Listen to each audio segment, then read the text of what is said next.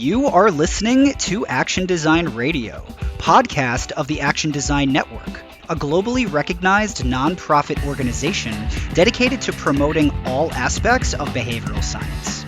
We bring you leading researchers and practitioners to discuss the latest behavioral science insights and how they can practically be applied to make a better world for all. Thanks for tuning in and enjoy today's episode.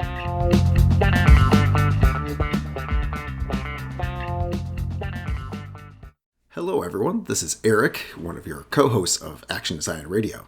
This episode of Action Design Radio is brought to you in partnership with the Norms and Behavioral Change, or NoBeC, conference, organized by the University of Pennsylvania's Center for Social Norms and Behavioral Dynamics. NoBeC is an annual event bringing together researchers studying the relationships between social norms and behavioral change. I attended the 2022 edition of the conference to interview some of its notable speakers, so we'll be sharing those discussions over the next few episodes of the podcast. In this episode, we will focus on the topic of social trust and coordination with Salma Mousa, Assistant Professor of Political Science at Yale, and Rachel Kranton, Professor of Economics at Duke. In the first half of the episode, we'll share an interview with Salma, and then we'll shift to our discussion with Rachel. All right, so we're here again live at the NoBeC conference at Penn, and we are excited to have Salma Mousa with us today. How are you doing? Hi, Erik. I'm great. Thanks for the great conference. Yeah, of course. So I want to do a little bit of a discussion about some of the talks you gave at the conference today and some of your research more broadly. So first, could you just give us a little bit of introduction to yourself and to your work more broadly, what your research focuses on, all that kind of stuff? Sure. So I work at the Political Science Department at Yale, and I study social cohesion, how to build it, what it is, what it looks like, how it differs by different groups. It's this concept that seems kind of abstract and yet is very strongly correlated to a bunch of positive outcomes that we care about: economic development, social development, political development. But what does this actually look like in terms of a lived experience? How do you know you're in a place that has high social cohesion and a strong sense of community, or in a place that doesn't have those things? There are indicators and you sense it. And so how to turn that sense that you have into some measurable outcomes that we can look at systematically, and then tie this descriptive work to RCTs and actually look at interventions for building social trust. So I draw a lot from work in social psychology, from sociology, and try to use this, experimental framework to try to test these ideas. I grew up in all around the Middle East most of my life, did my undergrad there, and that's when I really started to think about these questions. Like in some spaces I noticed my identity mattered, in other spaces it didn't matter. When does my religion matter? When does my gender matter? What kinds of people am I naturally interacting with? What kinds of people do I never come into contact with? When do I feel welcome in a community? When do I not feel welcome? And just to try to take that as some kind of motivation for studying these bigger picture questions of belonging and community and social cohesion. Reading your work beforehand and listening to your talk, that is one of those things that seems obvious, social ties and these things, but when you start thinking about it, how would you measure that? So it's an interesting question to think of, getting versus what we feel and trying to quantify those and understand that a little bit more. I know also soccer is an interest, right? So there's kind of a theme of soccer that goes through some of your research definitely. as well. I mean, thinking about these spaces where natural mixing across group lines happens, there's not that many spaces where this happens. There's not that many nodes in society where we're having natural intergroup contact. It's one of those things that suffers really heavily from selection bias. You will put yourself in spaces where you're going to be exposed to people who you like and who are similar to you, and then conditional on being in those spaces, you're more likely to become friends with people who you're already very tolerant toward and really like already. But one of the few places where people don't have that much control over the ethnic composition, for example, of the space that they're in is sports. People go to play sports because they want to play sports. They don't really, you'd have to be extremely prejudiced to be I'm not going to pick up basketball here because these people are from a different ethnic group. So that's one of the few spaces in society where there is mixing. So naturally I was kind of drawn to it. And it also really helps that team sports fit almost all the conditions. In fact, I think all the conditions of the contact hypothesis, which is the idea that this positive, cooperative contact across group lines is going to reduce prejudice and form friendships, and on the whole, this is good for intergroup relations. So I think those two things, the fact that this is really ubiquitous and it's a very common way that people meet people who look very different from them. It's very natural. And at the same time, the conditions of that kind of contact is very positive. Like, it's supposed to be the perfect setup for reducing prejudice. So, and also I love soccer. So that was the other thing. So I'm like, all right, I get a chance to study this and like call it work. So yeah. That's awesome. So you have some very interesting studies that get more into like specifics of like how, different teams and people interact. Maybe start a little bit more to relate to your talk today and just about how think about, because your talk today was a little bit more about that measurement aspect of how are we measuring things like social cohesion, and just maybe talk a little bit about that study and the related studies of thinking about how do you start thinking about measuring these kind of things and trust and social cohesion and all of that. Yeah, so probably a study that, if people know me, they'll probably know me for one particular study, which was an RCT around intergroup contact in Iraq. And it was set against the backdrop of a soccer program. And so the idea was to test whether playing on mixed soccer teams can reduce prejudice in this really extreme post-conflict setting of these areas that were affected by ISIS. And what I found there was that this kind of contact, playing on the same team for a couple months in a soccer league, it did reduce prejudice, it did improve behaviors, but only toward the people you came into contact with. So those positive effects didn't necessarily generalize to how you felt towards strangers from the outgroup. And how you feel towards strangers in the outgroup is ultimately the outcome that we care about. So it's nice when you can build some friendships, but that's not the end goal. The end goal is trying to get some scalable change, right? Not just a handful of friendships. And so that study got me thinking, okay, I want to differentiate between tolerance toward people you know and tolerance toward people you don't know, towards strangers. What does it look like when you are tolerant toward people from that group who are strangers? How do you measure that? Like, if there's someone who is, like, take an extreme example, like someone who's a racist, how would you know? Like, there's obviously things in their behaviors that indicate to you, like, this person is a racist. We don't want to get into their brain and, like, what they answer on a survey. Like, that's important, kind of. Like, I'm more interested, in the real world, how does it manifest? That's what I care about. It's also not typically super explicit because it's not a social norm, right? Yeah, so, like, but, like, I would argue, that would come down to it doesn't necessarily matter if someone has, like, a racist opinion. If they don't express it, I don't care, Yeah. It's kind of dangerous. Then it's not hurting anyone else to some extent. Yeah, I mean, like, it could be activated later on. It's, like, still, probably not a good thing. But what I care more about is the actual observational part of this. What's observable? And so in that study, I had to do a lot of brainstorming and focus grouping with the local communities in northern Iraq and try to figure out, okay, if someone here was really tolerant toward, in that case, Muslims, how would you know?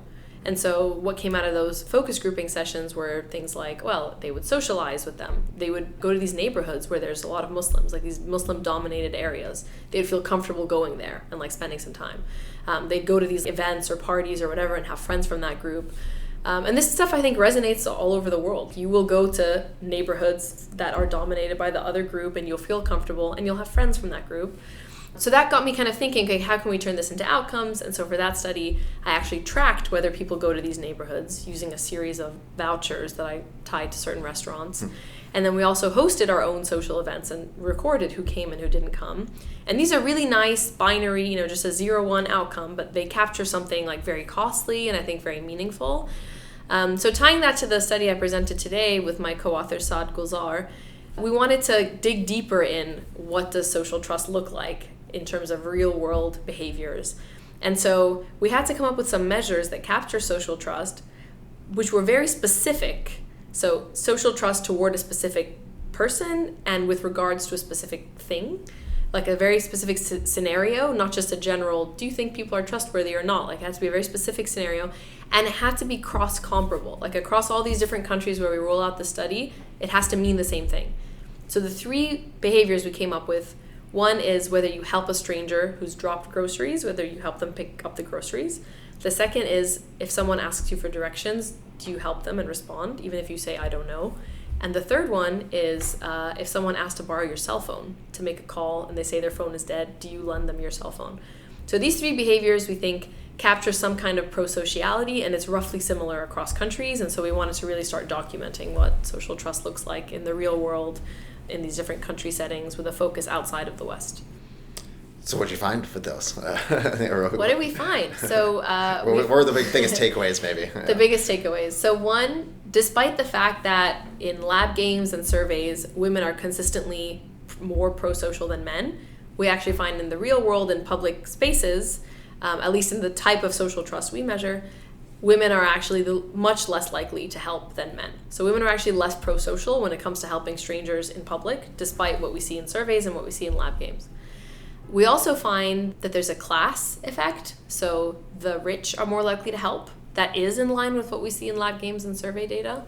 We also find that religious people in some countries are more likely to help. That's also in line with what we would expect.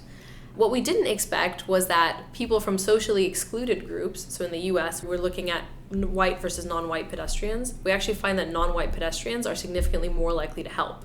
Even in the cell phone experiment, where they have to go out on a limb and like really trust other people, they're more trusting and they're more helpful, which is not what we would have expected. So I think those are the surveys. From the survey, yeah, existing evidence from surveys and lab games. So we found, women are less pro-social and minorities are more pro-social than we would have expected. And then we validate these results against the World Value Survey and the Gallup World Poll.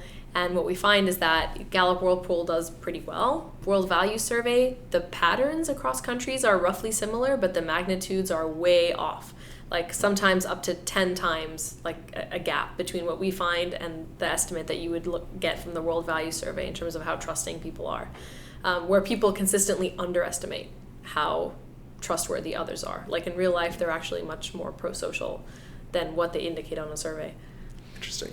And you had some interesting parts in your talk about some of the reasons maybe like some of these results might have been surprising. I'm just going to go a little bit into that, and that one takeaway that sort of came to me, it's not necessarily that people don't want to help as much, but there are reasons that they don't for very legitimate reasons, right? So maybe like go into that a little bit. And yeah, so I mean, just taking that first takeaway, which is women are less pro-social than men, we find that in every experiment in every country pretty much.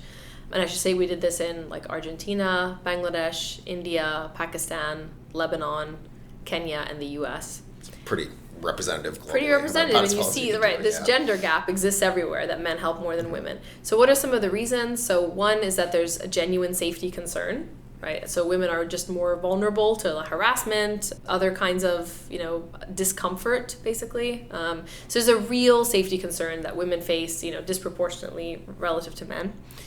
And so what we're trying to test that within the cell phone experiment, we can vary whether the Confederate shows their phone and say, hey, look, it's dead. I have a phone. It's dead. Can I borrow yours? Or whether they don't show one, which increases the threat level because it seems a little bit more suspicious. Like this person's not, are they scamming you? Could they harm you? But in a way that still seems like ethically kind of okay. Like it's something that could happen in the real world. So we want to really pin down the extent to which the safety concern is driving the lack of prosociality. Another mechanism could be regressive gender norms. So especially in the Muslim majority societies that we work in, there's a really strong norm where women are not visible in the public sphere. Like women should not really be out just loitering. They have to be going from point A to point B or there for some kind of economic transaction. They can't just like exist in the public space and feel comfortable. The other norm is more an Islamic norm, which is that there shouldn't be socializing between men and women who are not related or have some like formal relationship. So those two norms could be driving the lack of women speaking to strangers. But then still you see that women don't really help other women, right? So the safety concern is less, and also this norm is obviously doesn't exist when it comes to women helping other women.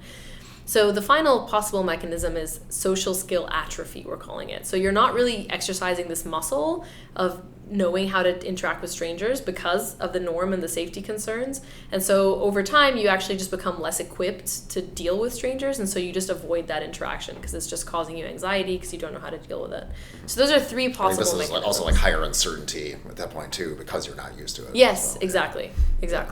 So yeah, so those are three possible mechanisms that we're trying to pin down. We'll see how far we get with that. Yeah. One thing that sort of I think it might be interesting for people, a lot of people listening are either learning how to be or actively like practitioners of behavioral science in some kind of way. One thing that struck me in reading our studies is how creative you are in coming up with the measurements and the ways of measuring and demonstrating at first glance, pretty like abstract concepts. Like, I don't know, it's like any background on how you live sort of like thought through how you come up with those and I appreciate find these that. ways. I appreciate that. I mean, that is a challenge often in a lot of behavioral work is how do you actually like measure these attitudes and cognitive elements, things like that. Yeah, well, firstly, thank you for saying that because it's something I put a lot of effort and time into trying to design these outcomes. I think it's kind of a personal answer. Like I see myself a little bit as an outsider in academia in a way. Like I wasn't really like socialized into academia, and The people around me, like growing up and, until now, they don't really, like the kinds of questions academics are asking don't really resonate with a lot of people I know and didn't really resonate with me. But there were a lot of things from scientific research that I thought were really cool. And so I wanted to bridge this gap. Like I want to use the econometrics. I want to use causal inference. I want to use these techniques I know, that are really useful, but I want to apply them in a way that I think just resonates with me more and the people around me too. So if you had just asked me, what is a lab game? I didn't know any of this stuff until I started my PhD. And when I found out about it, I was like, okay, I see the benefit of this clearly. Like you're testing a very specific thing. It's very well defined. But who's validating this work in the real world? Like we're relying a lot on this stuff, which is 100% artificial. It's good for generating some intuition and all that, but like we need to take the next step now. And of course, the drawback with the real world behaviors is they're not as cleanly defined. Okay, you show up to a social event. What does that indicate? Is that trust? Is it tolerance? Is it pro-social behavior? Is it altruism? Is it, so that's the trade-off that you make. But, I always wanted to tie this to something in the real world that I could explain to my mom and she would think it was interesting. That's a good, phrase, yeah. Yeah, I think that's a good sort of like a lesson too, that when you're researching kind of stuff and think about people and behaviors and norms and all these things, that a broader array of experiences is always going to be helpful. I mean, for me, I work more in industry, so this is a very academic conference, and it's like very nice to have a change of pace, and people do communicate in different ways. They think about things in different ways, and it's very like energizing. It helps me think of ways that I can do work as well. So I guess probably good advice in general is to get out of your immediate bubbles and areas and help you think more creatively about. And I mean, like for me, that. there's a lot of abstract concepts that we deal with, like in industry and in academia. Community, social cohesion, reciprocity, like all these like big abstract ideas, you must at the end of the day be able to observe them in some way. You must know what the behavioral change you're interested in looks like. If you're in industry, it's especially true. There's some behavioral change you're interested in most of the time. How are you going to measure it? Like in industry, usually it's like much more specific. If you work at Facebook... You might be surprised, but yeah. Okay. I'm guessing. In theory, yes. But like do you click on an ad? Do you friend this person? Like there's a lot of really discrete 0-1 behaviors, which are just, I think, it's great to have that kind of framework. But in academia, we don't necessarily have those. We have some. So we have a classic you have to create them more often, voter turnout, right? Who you vote for, whether or not you turn out to vote, are you employed? There's some behavior stuff, like big stuff that's really important. I'm glad we have it. But when it comes to social relationships, I feel like that's where we're behind still. Yeah. The political stuff and the economic stuff, we have good, important behaviors and health, right? But on social relations, that's still lagging. We're still relying a lot on people's survey, opinions, which are useful for some stuff, but not everything. More hypothesis driving, yeah. And I guess, it's interesting distinction you made. I guess when I say in like industry, it's more, there's a lot of concrete measures.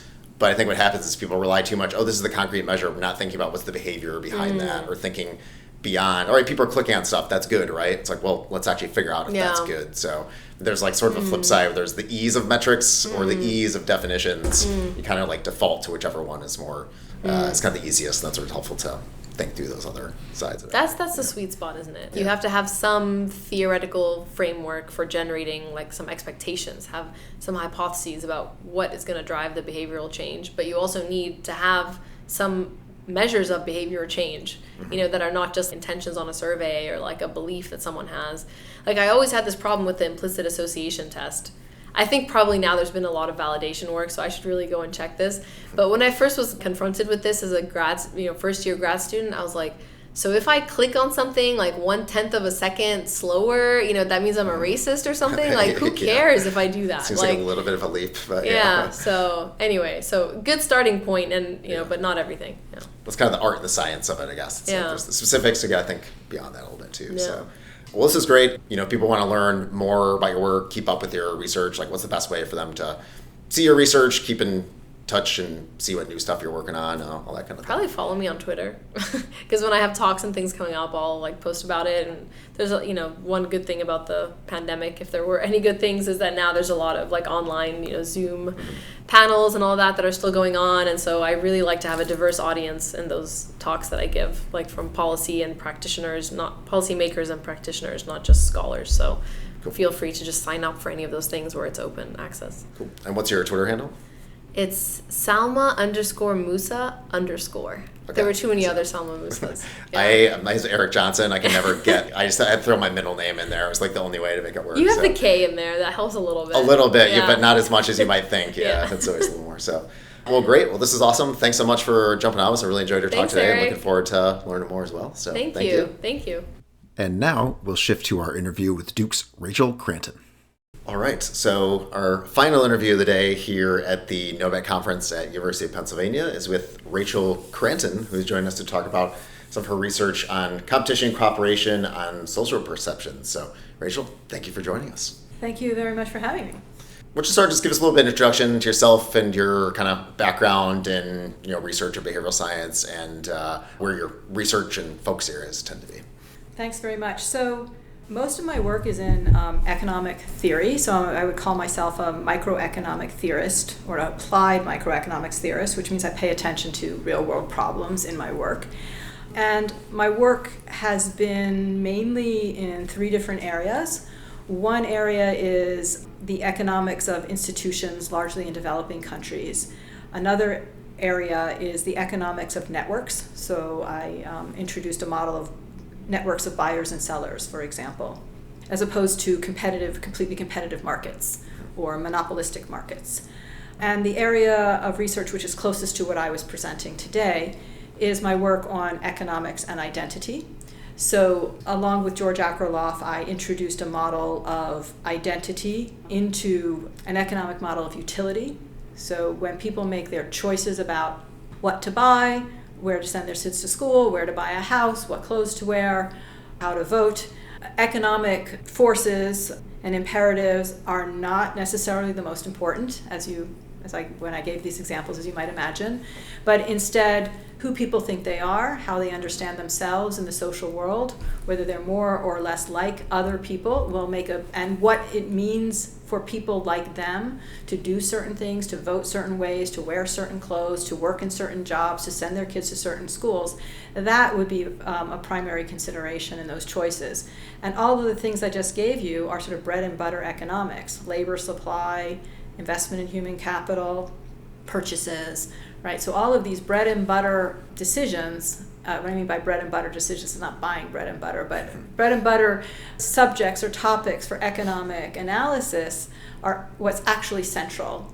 It's not just the prices and people's incomes, but their identities and the norms which govern how people like them and how they see themselves should act, should behave, should purchase, should send their schools, and so on. So these underlying motivations beyond like the obvious like rational choices, right? Right. Well, so I wouldn't say these are irrational choices. Yeah. I just think in the typical rational right, way, right, quote exactly. unquote rational. Yeah. So right. right. So it's not the typical prices and income that we would typically write down in a model of consumer behavior. So it's prices and income, but then there's also norms, and this conference is all about norms, but those norms are attached to identities, and that's what's key.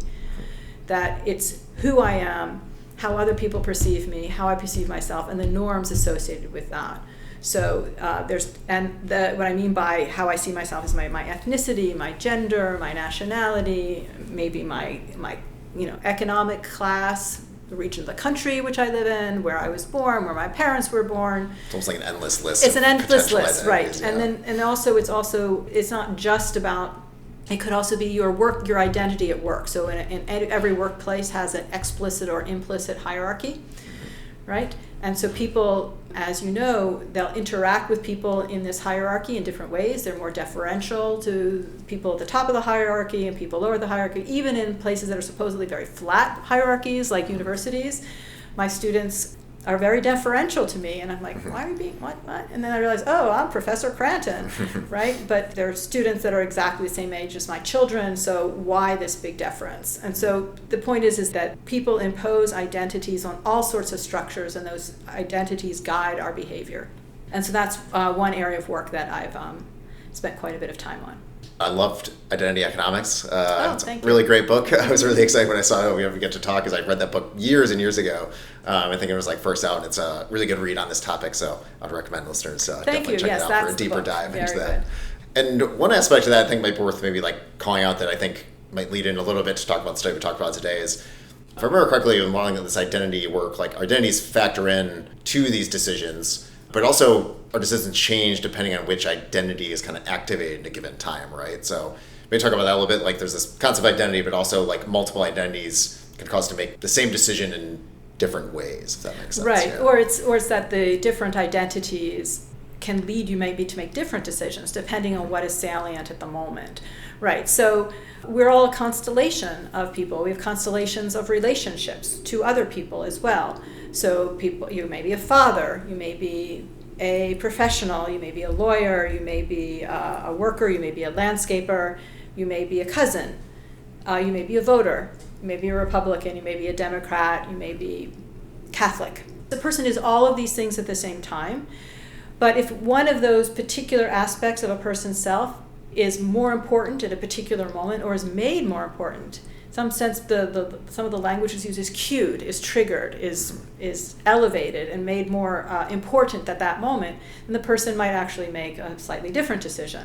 So there is some work in economics which shows that, for example, cueing a person's ethnic identity has differences on their choices of risk and savings. And this is in the context of a lab experiment, an economics lab experiment, right? So I think this is actually an area where we could be doing more work, because I think what's important is not just that this can happen, right? But that how people can use this feature of human behavior to advance people's own ends. Right? Use it as almost a, I don't know if persuasion is the right word, Right. but like a motivational tactic advice, to, of course, drive behavior in a certain way. Right, and of course advertisers do this all the time, right? They're very good at this, right? I'm sure politicians do this as well, but I think we need to develop richer, I think we're on our way, and this is an area that we could be developing richer theoretical models as well as more experimental work. So kind of building on this and shifting gears from this concept of identity, but just something about some social perceptions and like competition and cooperation and things like that. So maybe give like kind of introduction, this idea of competition, cooperation, and how we've kind of understood it and studied it in the past, and then we can kind of move into like how your recent study and how you've sort of flipped some of the original research. Sure. Yes, thanks very much. So one aspect of what I've been doing in this identity realm is experimental work. I'm primarily a theorist, but I am delving or trying my hand, say, at relatively straightforward economic experiments that try and uncover some basic principles. There is work in this experimental economics literature where the timing of the experiment goes as follows. People arrive in a laboratory and the experimenter divides them into groups according to, say, their preferences over paintings. Of course, this follows an old social psychology tradition. Or divides them into groups according to their field of study in the university, right? So it'd be something called a minimal group versus a real world group, and then goes and puts them in some sort of economic context and see how the behavior depends on which the group divisions that have been created or elicited. In fact, we can even say cued, right, in the laboratory. And so there's now a large body of research that shows that indeed these groups divisions can matter to, sort of what we'll call it biased behavior or different strategic behavior, certainly in the lab. And there's a huge amount of empirical work which shows that social divisions in the real world, out there, outside of the laboratory, affect things like contributions to public goods. Okay. So one of the things that I'm very interested in, along with co-authors, is to exactly what you said, is to flip this and say, well, we know that divisions affect economic outcomes. Could it be the case that the economic interactions that people have affect how they feel about each other, so affect the divisions themselves? So it's all about causality, right? So it's like a chicken and the egg problem. There's a huge chicken and the egg problem out there, is that we know that social divisions lead to differences in economic outcomes. But the question is, do the economic outcomes or the way people interact with each other, do they affect the divisions? Right? And that's the direction that has not been well studied. Right? So we want to understand the sources of social divisions. How do people come to think of themselves as the same or different? So why is it that two people, they may be of two different religions, right? Why do we actually think that that makes them different than one another? Why does that become a line of difference, right? So we can have these labels, a person's A, a person's B, but why does it become a salient, how does it become a salient difference? Why do I think that makes me different than you are? And also, how does that salient difference affect your economic decisions. Right, that would be the second step. So, so the causality that we're trying to investigate here is, does the economic setting within which people interact affect the extent to which people feel similar with another person, and have the extent to which people feel they have things in common with the other person? It's just a basic question. And this actually harkens back to some classic social psychology, which is trying to understand, again, the sources of social divisions. And this was in the 40s and 50s. There was a series of investigations of trying to understand the calamity of World War II, right? How did we go to this place where people were really massacring each other, right? And so there's this classic social psychology experiment, the Robbers Cave experiment. Yes, it's called Robbers Cave experiment, where these experimenters brought some children out to a state park in Oklahoma, and they kept them apart for 2 weeks. But they divided them into two groups, kept them apart for 2 weeks, but they were sort of aware of each other's presence, and they brought them together and played camp games, I guess color wars, whatever kids do in camps. And they saw that the kids developed these real, very strong levels of animosity towards each other. They would call each other names. They would, create these chants against one another. And then the second part of the experiment is they engaged them. They want to, reduce this animosity. So the experimenters engaged these kids in cooperative tasks, and then they developed these more congenial attitudes towards one another. So the timing in that experiment, behaviors were reduced. Right. So the timing in that experiment is competition creates animosity. Right, so set up the competitive setting and see what happens. So that's what we did in this study. We have a study where the participants in the experiment compete for pay with another participant, or they cooperate for pay, for real money, for pay. Mutual gain. Right, yeah. Mutual gain with another participant. And the question that we're asking is whether whether participants who are assigned to be in this, what we call the cooperation treatment or the competition treatment, whether they think they have more or less in common with their counterparts. Okay, so then to answer that question, of course, we have to give people information about their counterparts, and people have to have information about themselves, and sort of have a way to make this judgment. So we provide participants information about their counterparts by answering a small 4-question survey, which we developed, by the way. It was not we didn't make up the questions. We developed that survey to be questions which would actually be revelatory about individual preferences and demographics. The participants answer the same survey. So there's actually there's 4 answers, right? So there could be 0, 1, 2, 3, or 4 answers in common. Okay, so there's a true number of answers in common. And the participants see, they answer the survey themselves, and then they see their counterparts' answers. Then the participants, go ahead and do the work that will give them the pay. And they will, in the competitive setting, they will get paid if they outperform their counterpart. And in the cooperation treatment, they will get paid according to the sum of their performance and their counterpart's performance. One quick is I think an interesting distinction is that compared to the previous studies you mentioned this in your talk, is that a lot of previous studies have looked at this competition and coordination or commonality. I've looked more in sports and things like that, right? And with this experiment, you're taking it to the economic realm, which was oh yes, I should say yes. So right, so there have been a couple of experiments, really, really interesting ones, where going back to the social psychology experiment, we're not the only people to come up with the idea that competition and cooperation could be important. That goes back to this experiment in the 1950s that I mentioned, the social psychology experiment, the Robbers Cave experiment. So competition versus cooperation, and then how does that change the way people see other people, is something that many people have done in psychology, not so much in economics. What hasn't been done is a real economics take on it, is that the settings of competition and cooperation are work for pay. So it's these are pure economic settings. And the other thing that's critical is that when we ask in the end how much people have more or less in common with their counterpart, they actually don't know whether they've won or lost the contest. So in a lot of these other settings, people know that the outcome's already been decided. Right, the outcome's been decided. People know they've lost to the other person, or people know they've beaten the other person, or people know that they've won the prize together. That is not revealed. So people are asked to make this evaluation of this other person, how socially close, that might be a way to say, they are to this other, without yet knowing who won and who lost, or how much they earned overall together. All they know is the rules of the game. All they know is the rules of the game, right? So that we've isolated just the cooperation, competition, economic setting from everything else. And the findings are that the participants who were assigned to the competition setting report having less in common with their counterpart than the subjects in the cooperation treatment report having in common with their counterparts.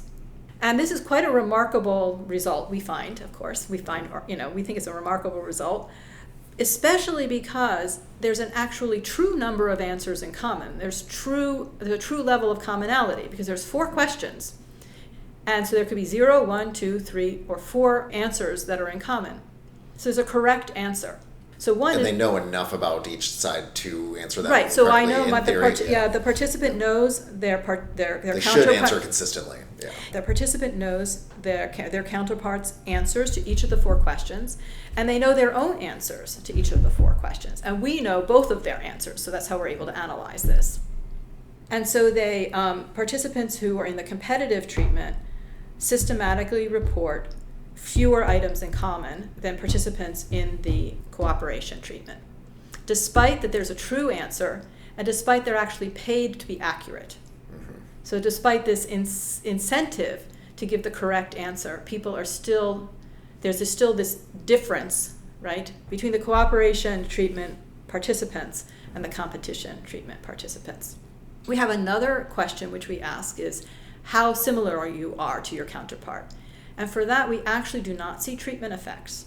This was a surprise to us. We actually thought it would be the other way around, that this more subjective question, which is how similar are you to your counterpart, would perhaps have stronger treatment effects than the objective question, which is how many answers do you have in common, which was also incentivized, right? But it turns out not to be the case. So, it's always good to be surprised, but we think we might know why. The question about similarity is kind of vague.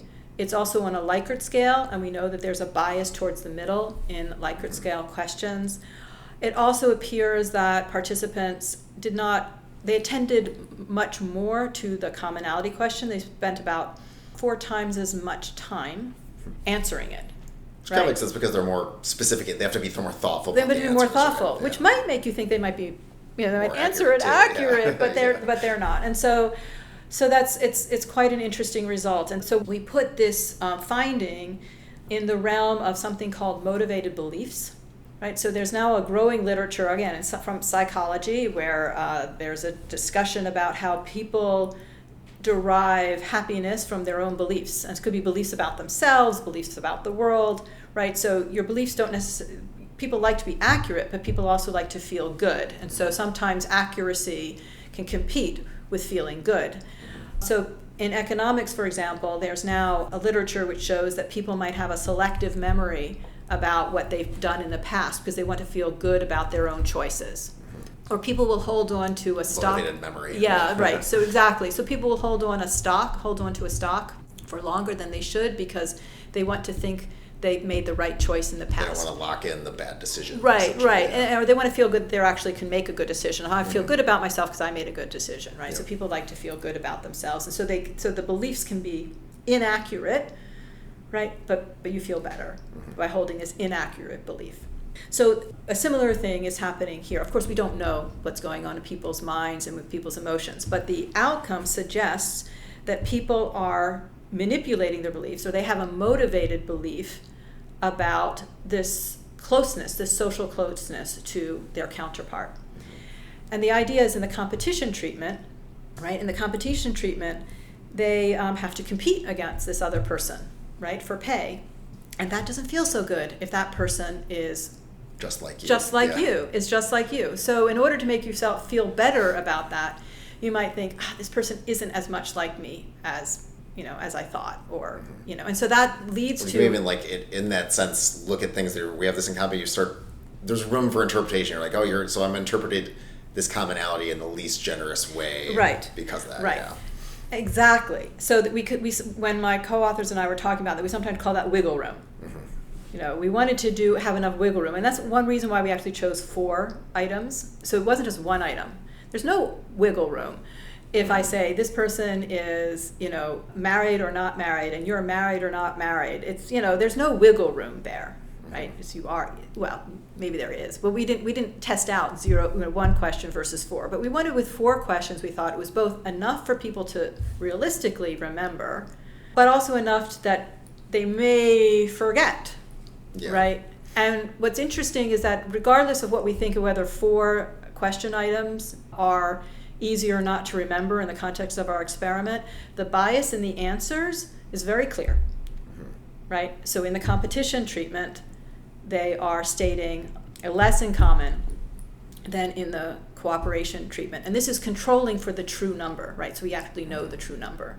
So that's the result. And again, we're sort of thinking about this in this motivated belief space, but expanding the literature, at least the economic literature on motivated beliefs, to this social realm. So now I have motivated beliefs about my relationship to another person. So not my relationship, whether we're friends or not, because these people aren't friends in any way, but our understanding of as in the title, it's a social perception. How do I perceive of you in relation to me in terms of these commonality and similarity? Yeah, I mean, the idea of the motivated belief is like so interesting to me because it makes, I wouldn't necessarily expect it either, but it sort of makes sense from that perspective. And that if I'm competing with someone, it's easier to be more competitive when I don't like them or don't think they're the same as me or something like that. So you're kind of serving it, again, I know like a lot of these are in like sports examples, but think of rival sports fans. Exactly. It's like, it's easier to get really angry at the game when you don't think of them as people. There's kind of this nebulous group that I don't like, right? And you would never act like that to an individual person because that's just not a good way to act. It's easier for you to enjoy your rooting interests when they're bad, so they should lose, right? Right, and they're not like me. Yeah. Right, they're not like me. In fact, when we talked about it, we sometimes did talk about the sporting example. So what does a coach say to their team before they go into, before they go onto the field? I really don't know. But one thing they might say is, these are our adversaries, right? They're not necessarily going to talk to them. That's Joe and Jimmy and Rebecca. They might be talking about them as, as they're not going to use maybe individualistic characteristics. Now, again, I don't know what a coach really says before they go out into the field. But that's the idea, right? Is that you're able to motivate yourself in a competition when you feel that the people who you're competing against, maybe the other sports team, they're really not very much like you. But if they are like you, then it's harder to have that motivation. That's one thing. That's what we call an instrumental reason to have these motivated beliefs because it helps you in your performance. The other could be that you just feel really bad, fighting or working against the other person, or you're actually harming them. In our case, you're not literally harming them. They're not earning any money. They're earning less money. You're earning less money, right? Yeah. They're earning less money if you win. And then you're put into a situation where I've earned more money than my counterpart, and we know that people are actually inequity averse, so people don't like situations of inequity, but that inequity aversion is particularly strong when people feel similar to each other. So I will not feel as badly about this inequity if this other person is not like me. So that would be a more effective motivation or for having these beliefs. Make you a better competitor, ultimately. Yeah. Right, or just that I'm not as upset that I made more than you because you're not like me anyway. Yeah. Right. You don't want to feel bad about winning. Right, exactly. You don't want to feel bad having won, right? Having won. But the competition treatment, it involves inequity. It produces a situation of inequity. It leads to inequity. Somebody wins, somebody loses. So it could be that inequity aversion is behind that. And again, there's some other work which shows that inequity aversion is stronger when people are like you. So you want to reduce that aversive feeling by making this other person not like you. It's almost incentivizing yourself in the right ways. Yeah, exactly. Subconscious ways. Right. So that's exactly right. So those are some of the things that we think could be behind the result. We can't distinguish them right now, but I think there could be different ways that we could do that by manipulating the experimental timing and so on. What we're very excited about in this work is it's bringing together 2 different realms of in this experimental economics literature. One thing is in the work on social divisions. It is reversing the causal arrow, as we've said a couple of times in the interview, and as I said during the talk, reverses the causal order and asks, do economic settings affect social divisions? In terms of the motivated beliefs literature, it's bringing the motivated beliefs literature into the social realm, trying to understand motivated beliefs about social relations. And of course, it's bringing the two strands of literature together, right? So we now have motivated beliefs experimentation on a social realm, a social closeness. So we're very excited about that aspect as well. I guess like some party thoughts, like where do you kind of see this going next, or what sort of new questions does this drive up that you might start thinking about for future research? It's hard to think about the next one. You might just finish the last of course, but one, that's always that's the terrible thing in academia. It's like, great paper. So what are you doing next? It's like, I just finished this good one. research just brings more questions. Right. It's also it's the pressure, not the pressure, but the bane of an academic's life, but also what the wonderful thing that motivates us. So so we have sort of, I think there's one very obvious thing to do. Whether we'll do it or not, I don't know, because it may be just too obvious, is that we might change the incentives to actually remember correctly about your common answers. So it's not just like the combination of your scores, but how accurate those scores were. Right. No, but if we pay people to be accurate, well, maybe if we pay people enough to be accurate, right, would they then become more accurate, right? So right now we see that people are, again, like in the competition treatment, people are, relative to the cooperation treatment, people are reporting less in common. And there's despite an incentive to report the correct answer, okay? But maybe if we pay people enough to report the correct answer, the difference between these two treatments would go away. So can we price our way or pay a tipping point of can we pay our way out of the motivated beliefs? Like, for example, just going to the other motivated beliefs area, if we paid people enough, would they then sell that stock and say, I made a really bad choice? I'll take the $1,000 and I'll recognize that I made a really bad choice. But if it cost me nothing to recognize it would cost you something because you're holding on to the stock. But you sort of made that incentive to recognize that you made a bad choice monetarily higher, would then we see people having more accurate beliefs. And so to do that here, again, that's kind of an obvious thing to do. It's kind of a very classic thing for an economist to do, is price matters. Change the stakes. Change the stakes. Does the price matter? I think I'd like to know the answer, but I'm not sure that's a primary sort of big picture question. I think I really would like to get into the mechanisms, as we were just describing. I'd also like to have a better understanding of other economic contexts. And this is kind of the classic cooperation and competition. But what is it about cooperation and competition? Is it that I'm helping the other person versus not helping the other person? Is it the inequality, as I just mentioned, that was a feature of these environments? So if we could look at other economic contexts that have either features of helping and hurting, or inequity versus not, so public goods might be a place to go. So looking for other contexts where we think about people interacting in positive and negative externalities, some sort of maybe pollution kind of setting, again, in the lab. Would we see similar kinds of outcomes in, again, this social closeness measures? That's one area to go.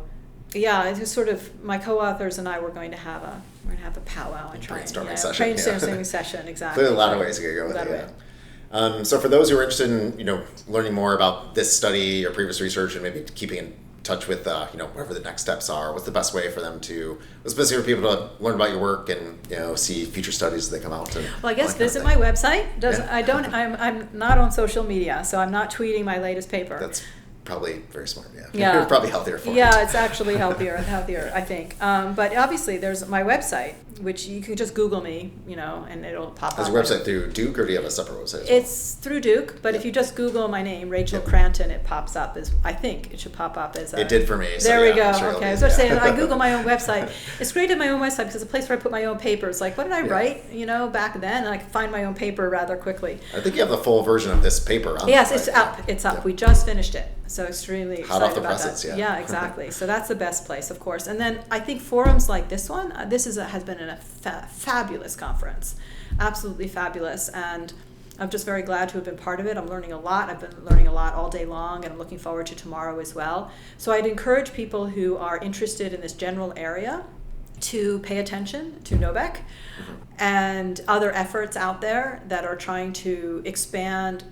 economics and other fields. What I've really been impressed by NoBeC, to give NoBeC a bit of airplay here, is the true interdisciplinarity of the talks and the discussions. So today we had economists, and we had political scientists, we had sociologists, we had psychology folks, not only interdisciplinary, but also different methods. We had theory, we had empirics, we had field experiments, we had lab experiments. I think I've run through almost all of the types of methods. So it's really great to see this constellation. And again, what I think would be great for people who are interested in this area is to become familiar with all of the different issues and all of the different ways we have to try and answer the research questions that we're posing.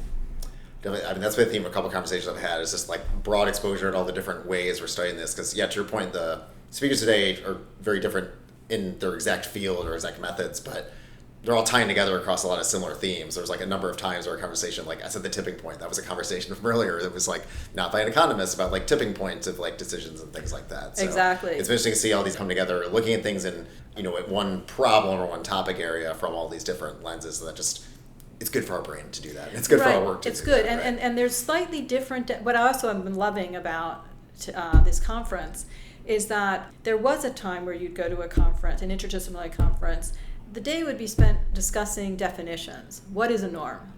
It's like, okay, we're not getting very far if we just keep discussing the definition. There's many definitions of norms, and that's okay, and we're just moving forward. And so not get stuck on the details. Yes, and or the pedantic. So I think it's been a really great crowd. Kudos to really the organizers. Focused, and thank you to Penn for hosting. It's been really great so far, and looking forward to tomorrow.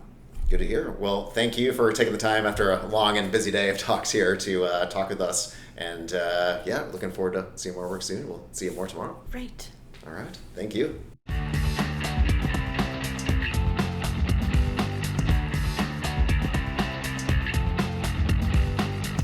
Thank you for listening. That concludes this edition of Action Design Radio, hosted by Erik Johnson and Zorak Khan. All podcast episodes are available on Spotify, Apple Podcasts, YouTube, and many other platforms where you might typically get your pod on. And don't forget to follow us on Facebook and Twitter. Special thanks to Morgan Bortz for design, and as always, we would like to recognize Steve Wendell, founder of the Action Design Network, a nonprofit organization dedicated to spreading awareness about behavioral economics, psychology, and all things behavioral science in order to help you improve your life, your career, and your understanding of the world around us and the people in it. I am your producer and audio engineer, Zach Simon. For more cutting-edge behavioral science content, visit action-design.org. Once again, that's action-design.org. There, you can sign up for our newsletter and find an in-person event happening near you. We have chapters in over a dozen cities in the United States and Canada. Also, on our website, you can find additional notes and links regarding the topics discussed in today's episode. Thank you again for tuning in, and we will see you again soon.